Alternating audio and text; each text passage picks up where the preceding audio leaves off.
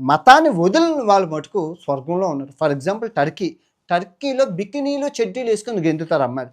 సిగరెట్లు, మందులు తాగి చాలా హ్యాపీగా ఆనందంగా చెడ్డీలు బికినీలు వేసుకుని టర్కీలో తిరుగుతున్నారు, ఇంకా అజర్బైజాన్లో తిరుగుతున్నారు. ఇది స్వేచ్ఛ?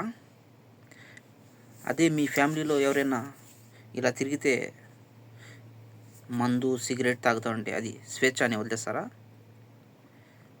ఇది మంచి విషయమా?